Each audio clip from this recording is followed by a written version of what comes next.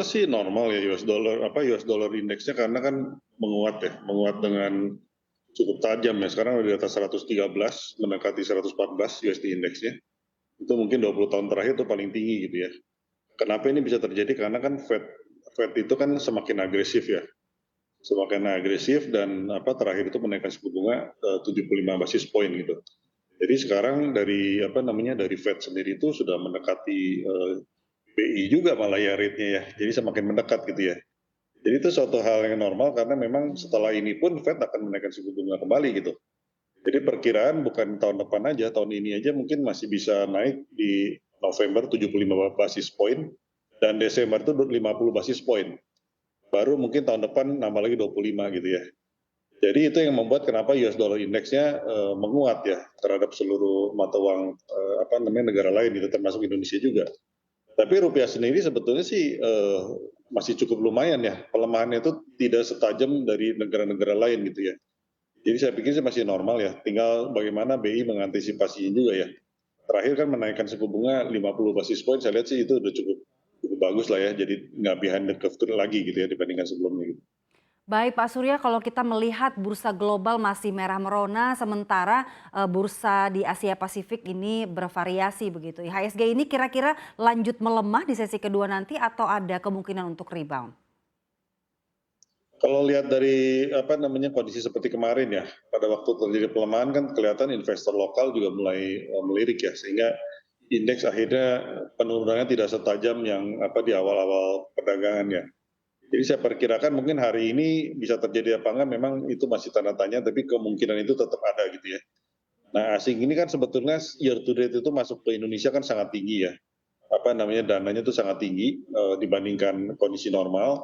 Tapi memang beberapa hari terakhir setelah Fed menaikkan suku bunga itu terjadi net flow asing ya dalam beberapa hari gitu ya. Mhm. Jadi itu kita mesti antisipasi juga karena agresivitas dari Fed ini kan membuat banyak banyak juga dana yang kembali ke sana gitu ya. Nah, Indonesia sebetulnya diuntungkan karena komoditas itu kan karena adanya perang Ukraina itu kan harganya cukup tinggi ya. Jadi itu Indonesia itu diuntungkan selama ini makanya kenapa banyak dana asing masuk ke sini. Tapi memang karena adanya faktor ketakutan akan resesi yang membuat harga komoditas mungkin juga akan ikut tertekan gitu ya. Itu yang membuat kenapa belakangan ini harga komoditas agak turun. Soalnya Indonesia juga mungkin juga mesti mengantisipasi itu ya. Yang masih bertahan tinggi mungkin saat ini batu bara aja sih ya, yang karena adanya perang ini gitu ya. Mana kira-kira daya tahan rupiah di tengah fenomena pelemahan mata uang sejumlah negara lain? Terus berlanjutkah aksi normalisasi moneter global dan masih tingginya ketidakpastian akibat perang Rusia-Ukraina ini?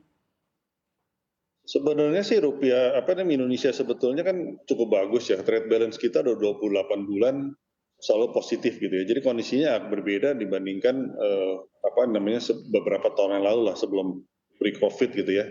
Yang kita itu selalu mendapat tekanan rupiahnya mendapat tekanan karena kita merupakan trade balance kita selalu defisit gitu dulu-dulu ya. Nah, kalau sekarang itu kan sebetulnya kondisinya kayak berbeda gitu ya. Jadi kemungkinan itu tetap ada karena secara overall mata uang asing di luar Amerika itu sedang melemah Mhm. terhadap US dollar gitu ya. Tapi kondisi yang tadi itu kita mesti perhatikan juga gitu. Jadi kepanikan seperti yang dulu-dulu itu mungkin harusnya tidak terjadi ya. Apalagi dengan beberapa negara juga kita sudah ada kesepakatan untuk memakai perdagangannya melalui terus mata uang dari negara yang bersangkutan gitu ya, bukan US dollar lagi gitu. Jadi Mhm. ketergantungan kita terhadap US dollar walaupun tetap ada, itu sebetulnya udah mulai berkurang gitu ya. Nah kemudian juga dari sisi portfolio investment kita seperti di saham atau di SBN gitu ya, kepemilikan asing juga sudah agak berbeda gitu dibandingkan dulu-dulu ya. Udah lebih turun gitu kepemilikan persentasenya ya. Jadi investor lokal itu udah lebih dominan sekarang kalau di pasar saham ya. Mhm. Jadi resiko itu tetap ada, tapi memang kita mesti kita lihat juga bahwa resikonya tidak sebesar seperti yang dulu-dulu lagi lah saat ini gitu ya. Jadi kita tidak usah terlalu mengkhawatirkan sih kalau saya lihat ya.